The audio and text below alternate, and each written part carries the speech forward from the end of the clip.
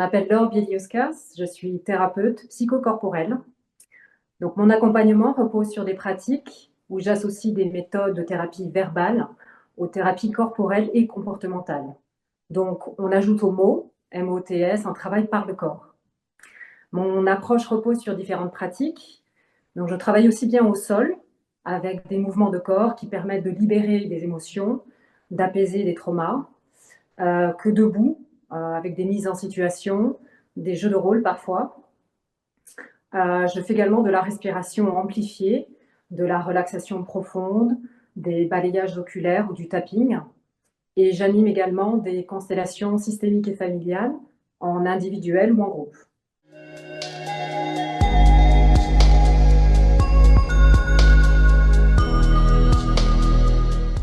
Lors d'un événement traumatique, une stratégie automatique de notre corps, de notre système, est de créer justement une dissociation entre le corps et l'esprit. Donc, c'est ce qui nous permet de surmonter l'épreuve. Mais ça crée une tension qui ne se résout pas d'elle-même, ce qui va donc se manifester au travers de comportements inadaptés qui va générer de la souffrance. Donc, au travers des méthodes psychocorporelles, par exemple, basées sur de la respiration amplifiée ou dirigée, le but est de réassocier le corps et l'esprit afin de résoudre ce type de tension. Donc souvent, ça se traduira par des émotions intenses, mais c'est un point de passage vers la résolution.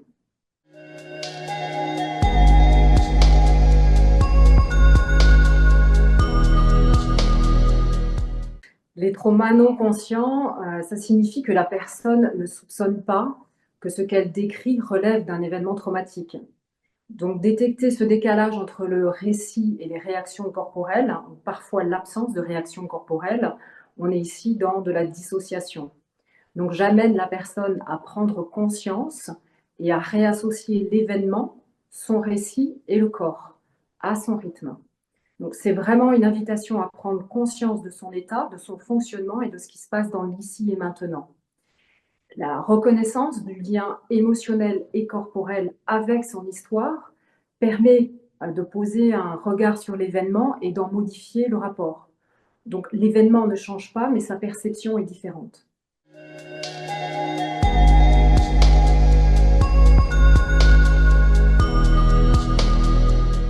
La résistance, c'est assez naturel, oui. Disons qu'il y a des étapes dans un chemin thérapeutique. C'est tout d'abord la reconnaissance, et j'en parlerai tout à l'heure, la reconnaissance, l'acceptation qui est le plus difficile et le plus long dans un accompagnement thérapeutique. Et ensuite, l'acceptation du changement à mettre en place. Donc, bien sûr, le déni fait partie du processus.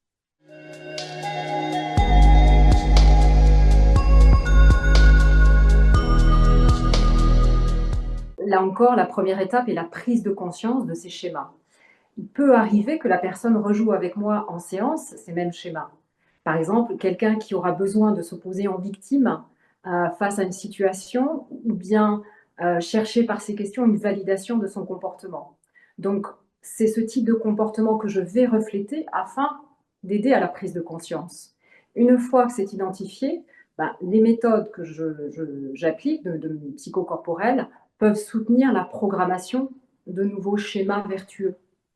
Par exemple, en amenant encore une fois de la conscience dans le corps, donc ça va être établir un dialogue, un voyage intérieur qui va être sensoriel avec la perception de sons, de couleurs. Ça peut être aussi un accompagnement de nature biographique.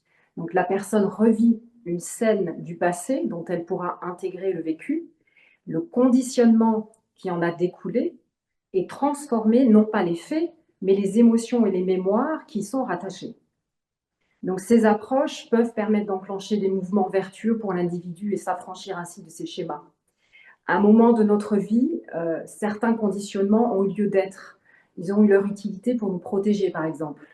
Mon approche permet de prendre conscience de ça et d'acter que ces schémas ne sont plus d'actualité aujourd'hui ou ne sont plus utiles.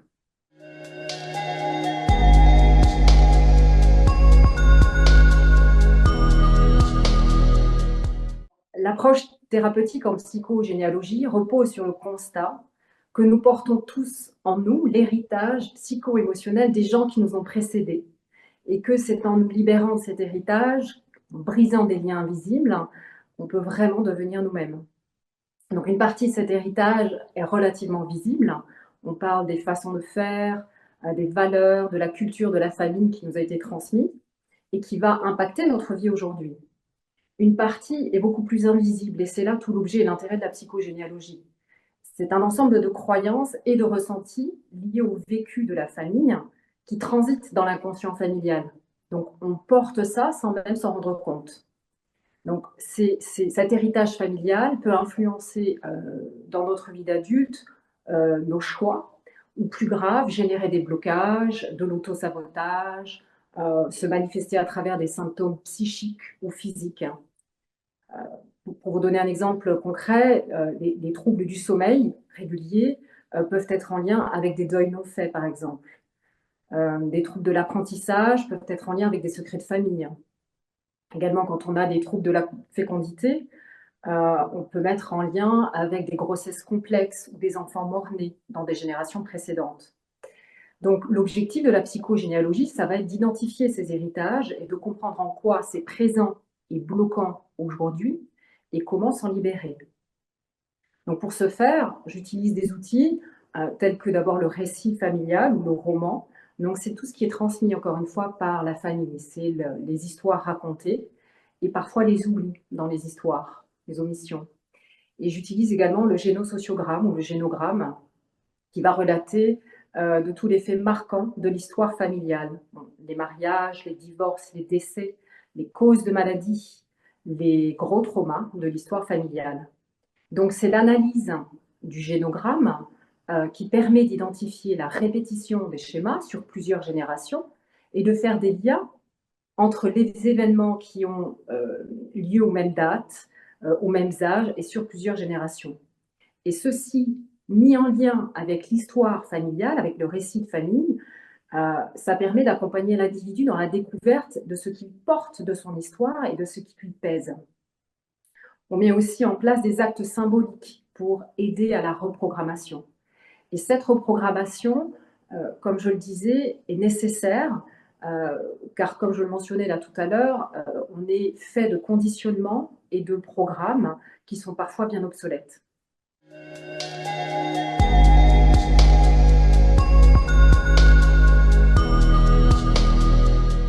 Les constellations familiales, c'est un outil puissant dont je suis convaincue. C'est un outil thérapeutique qui met en jeu l'inconscient familial et le transgénérationnel tel qu'il est vécu par la personne.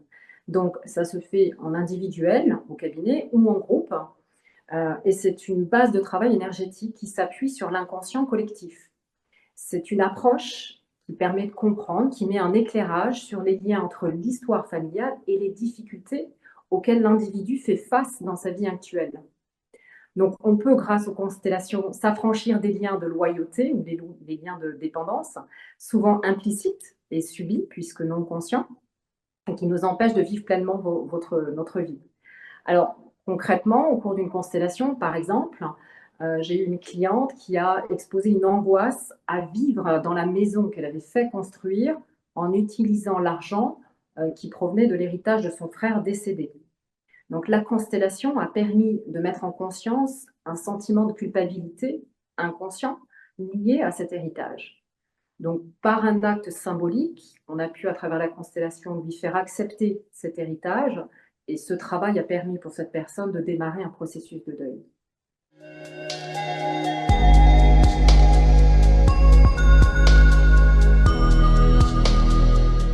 D'abord, je décrirais le burn-out comme un effondrement psychocorporel, conséquence d'une dissociation corps-esprit, poussée jusqu'au moment où le corps lâche et refuse d'aller plus loin.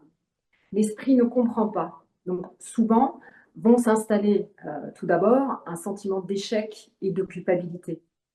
Dans mon expérience, réconcilier le corps et l'esprit, c'est une première étape indispensable pour permettre l'acceptation des limites et donner de la sécurité dans le processus de reconstruction. Donc, par la thérapie psychocorporelle, j'aide les personnes en situation d'épuisement professionnel à vivre cette étape en douceur. C'est revenir au corps, c'est renouer avec ses sensations, avec l'image de soi-même, c'est retrouver des ressentis par la respiration, la relaxation, accepter ses émotions et accepter de se laisser traverser par elles. La remise en mouvement du corps aussi.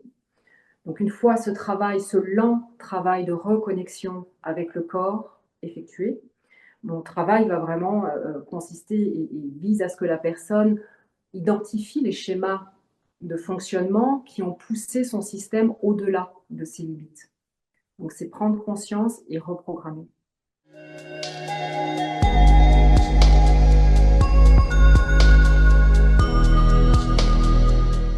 Je l'adapte bien sûr, auprès de chaque personne dans la mesure où tout le monde n'est pas au même niveau.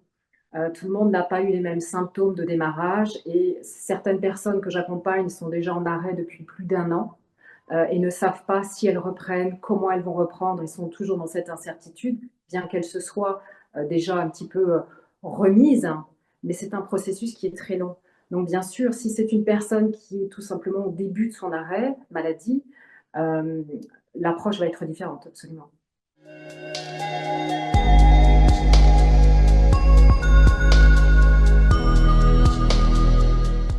Quand elles viennent me voir, en général, elles ne sont plus dans le déni. Elles ont commencé à accepter, mais elles ne sont pas dans l'acceptation puisqu'il y a des mots, qu'elles n'arrivent pas à prononcer. Donc admettre, hein, que le corps, que le système corps-esprit est en burn-out, c'est difficile. Donc il y a beaucoup de jeux de mots, de contournements. C'est: «Je suis en surchauffe», «Je suis en pause», heu, «C'est provisoire», «Là je suis pas très en forme», mais on voit bien qu'il y a un effondrement beaucoup plus profond. Alors bien sûr, quand je rencontre ces personnes, elles sont déjà en lien avec leur médecin traitant, hein, heureusement. Je fais énormément le lien avec, les médecins traitants et parfois avec le psychiatre, dépendamment de où elles en sont.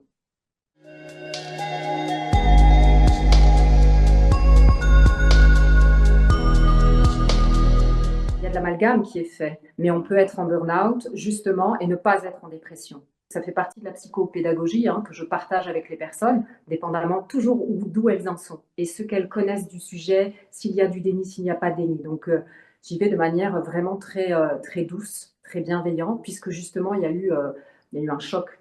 Donc, quand on est en situation d'épuisement professionnel, on n'est pas systématiquement en dépression et l'amalgame se fait. Ce qui est bien aussi douloureux pour les personnes qui vont pouvoir aller faire leur marché quand elles sont pas clouées au lit bien sûr, hein, mais quand elles vont croiser des visages connus et qu'on va leur dire: «Tu as l'air en forme».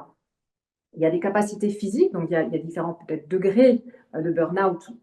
C'est pas vraiment le langage, hein, mais il y a des personnes qui peuvent aller tout à fait faire leur marché ou aller prendre une demi-heure de marche, qui vont croiser d'autres personnes, mais c'est pas écrit sur le visage, qu'elles sont en burn-out. En revanche, s'approcher de l'entreprise va créer en elles un sentiment de panique, de fuite, de figement, qui est totalement inconfortable, hein, et qui est absolument en lien avec ce qui s'est passé au travail.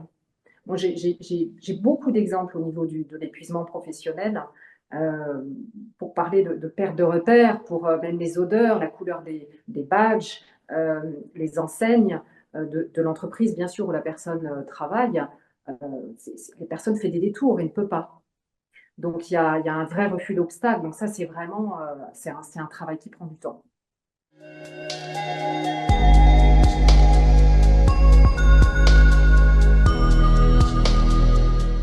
Le harcèlement moral au travail ou domestique, hein, c'est une problématique complexe, alors qui va mettre en œuvre une relation bourreau-victime typique du triangle de Karpman. Dans ce fonctionnement toxique, la personne en position de victime, peut elle-même et sans le vouloir bien sûr, entretenir la situation par la mise en scène, ici encore, de schémas comportementaux, un schéma répétitif, par exemple de soumission. Donc il s'agit d'accompagner les victimes à reconnaître et exercer leur pouvoir personnel. Comme je le disais tout à l'heure, c'est, les étapes dans une thérapie, ça va vraiment être de la reconnaissance et dans ce cadre-là, c'est très difficile. Très difficile de reconnaître que par des schémas, comportementaux répétitifs, inconscients, on est acteur, actrice de ce qui se passe pour nous. Ça, c'est particulièrement difficile quand on est vraiment victime de harcèlement. Donc prendre conscience de ces fonctionnements, les reconnaître et identifier ce qui peut être changé, c'est déjà un pas concret vers le changement et vers sa propre reconstruction.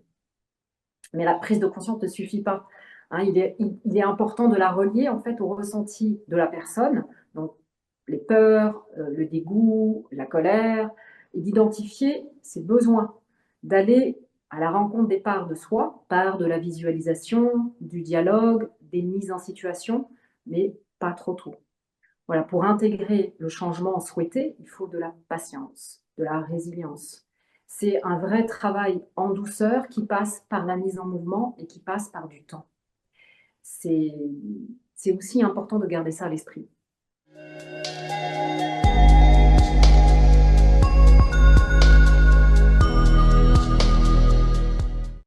Les similitudes dans l'impact, oui, psychologique, ça va être les peurs, au départ, hein, elles sont nombreuses, donc la peur de dire non, la peur de perdre quelque chose, sa place dans une organisation, dans une relation, la peur de perdre son poste, la peur du jugement, la peur de décevoir.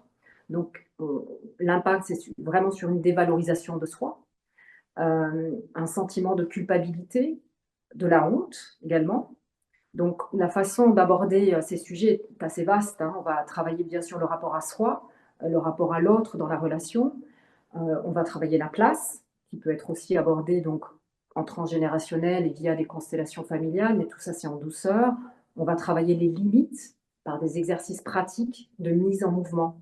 Vraiment sentir l'espace de la personne, et sa limite. Donc c'est vraiment des exercices corporels, pratiques.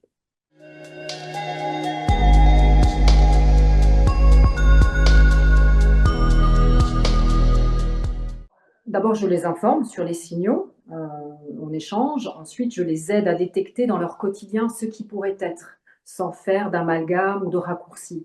Alors, les signaux d'alerte précurseurs d'un épuisement peuvent être, d'abord, ils sont assez nombreux et ils sont cumulatifs. Donc, un état émotionnel perturbé, la personne est à fleur de peau tout le temps, dans la vie pro et dans la vie perso. Des troubles du sommeil sur plusieurs mois, des troubles alimentaires, dans le trop ou le pas assez. Mais en somme, le déséquilibre qui s'installe n'est plus un déséquilibre occasionnel. L'irritabilité, bien sûr la fatigue extrême, hein, les week-ends ne suffisent plus pour récupérer, la fatigue psychique, la démotivation, la perte de sens, et puis peuvent s'installer des erreurs professionnelles, des conflits, du déni, des peurs. Voilà, les troubles sont assez nombreux et en général cumulatifs.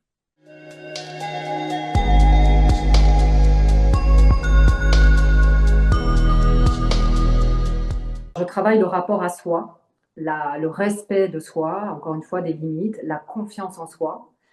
L'objectif étant d'identifier les ressources personnelles, de savoir identifier, de poser des limites et surtout de les respecter, les nouvelles limites. Donc je vais travailler sur la posture, la communication, le rapport à l'autre, encore une fois, la communication avec la hiérarchie, les collègues, donc il va y avoir des mises en situation, des jeux de rôle. Donc il faut que l'alliance thérapeutique soit bien installée pour être suffisamment à l'aise, bien sûr, et tout ça prend du temps. Donc le temps permet l'intégration. Voilà, tout ce qui est dans la tête et qui ne descend pas dans le corps est éphémère et pourrait être sans effet, ou en tout cas pourrait prendre beaucoup plus de temps. Voilà.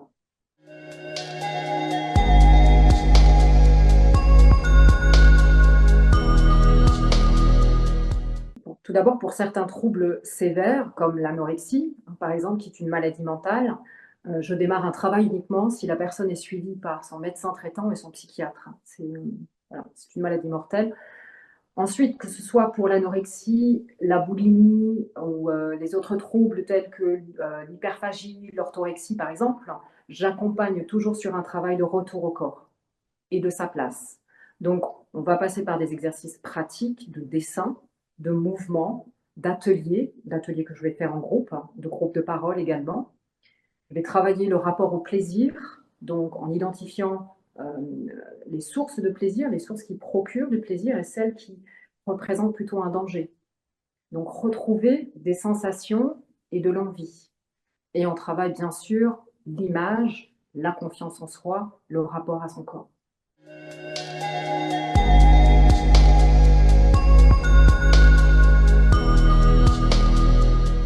La respiration consciente ou amplifiée, hein, se fait accompagner par le thérapeute parce qu'elle ne s'applique pas à tout le monde.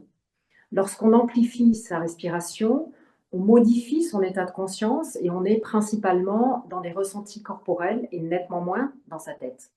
Donc toute l'énergie est portée, concentrée sur la respiration. À partir de là, mon travail est de permettre un retour à l'instant présent et de calmer le mental. Il y a des images qui vont ressurgir du passé, des moments, pas toujours celles qu'on attend ou celles sur lesquelles les personnes me consultent, mais il y a une libération qui se fait, la respiration étant un processus naturel. La libération des émotions et l'apaisement du trauma passe par la respiration amplifiée.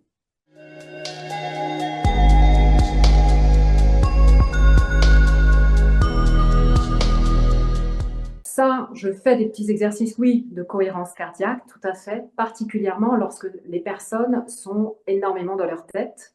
Et pour démarrer des séances, je fais des exercices de respiration pour nous amener déjà en reliance et ensuite poser dans le corps. Donc, ça peut être des exercices de cohérence cardiaque, ça peut être de la relaxation, ça peut être quelques minutes, ça peut être parfois 10 minutes. Tout va dépendre de dans quel état la personne arrive.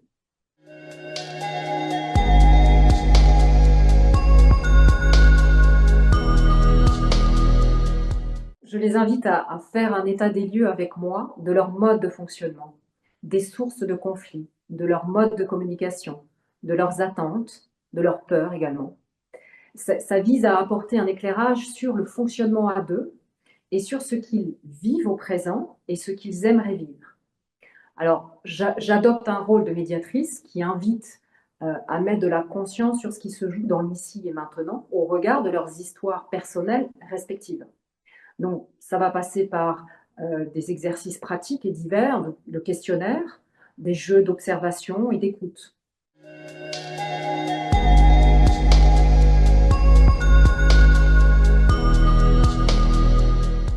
Certains couples sont à l'aise pour en parler. Parfois, monsieur est à l'aise pour en parler, madame pas du tout, ou l'inverse. Parfois, ils n'abordent absolument pas ça. Bien sûr, je vais aborder la question. Si je sens que le couple n'a pas du tout envie d'aller sur ce terrain-là, on n'y va pas. Pour autant, ce qui constitue un couple, c'est la sexualité. Sans sexualité, on est colocataire, on est amis, on est, voilà, on est partenaire de vie, mais on ne constitue pas un couple. Ce qui va différencier un couple du reste des personnes qui vivent ensemble, c'est la sexualité. Bien souvent, le couple est concerné par un problème de sexualité. Donc, une fois qu'on s'assure que le problème n'est pas physique et qu'ils ont peut-être consulté un sexologue, un gynécologue ou en tout cas qui de droit, une fois qu'on s'est assuré que le problème se situe au niveau d'une baisse de désir, ou de problèmes d'impuissance, de problèmes d'orgasme, enfin, ce genre de sujet, on va l'aborder. Mais en général, soit les personnes viennent effectivement exclusivement pour des problèmes de sexualité et on en parle, soit ils viennent pour un problème de fonctionnement dans le couple qui va impliquer un problème de sexualité.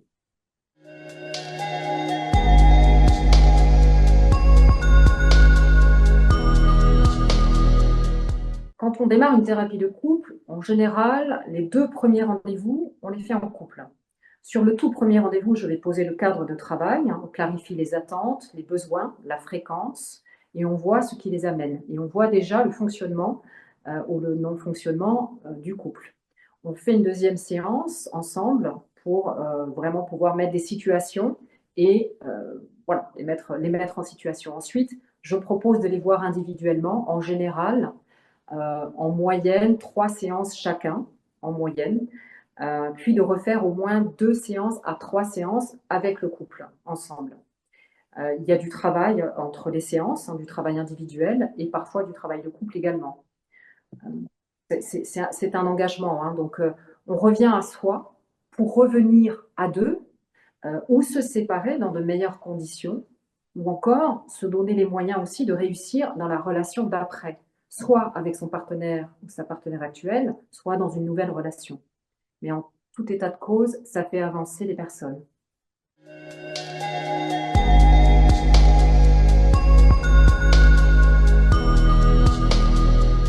Il est normal, hein, tout à fait normal d'hésiter avant d'entamer une thérapie. C'est effectivement un engagement fort, hein, où les prises de conscience sont progressives et nécessitent de la volonté. Donc je dirais qu'une personne qui souffre depuis longtemps de se voir vivre des situations insatisfaisantes, de ne pas se sentir maîtresse de sa vie, pourra trouver dans la thérapie un vrai soutien transformateur. La thérapie permet de mieux se comprendre, de mieux reconnaître ses fonctionnements, ses mécanismes pour avancer et sortir de la souffrance et du doute. Donc se faire accompagner par un thérapeute, c'est avancer dans un espace sécurisé, où on se sent moins seul aussi et on peut explorer ses émotions, ses pensées et ses comportements sans jugement. J'insiste aussi sur ce cadre sécurisant. J'encourage aussi à ne pas attendre la crise pour commencer. C'est-à-dire que la thérapie peut être bénéfique dans des moments de stress, de besoin de changement, de doute. Ça permet de prévenir des problèmes futurs.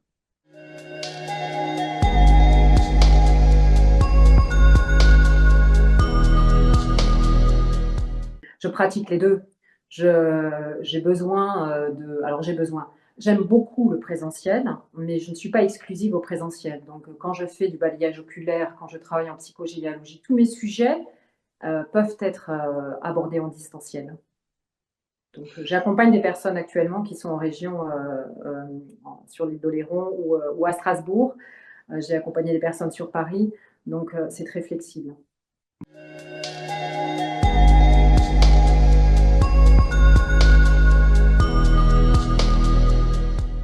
Vous pouvez me contacter par téléphone, bien sûr.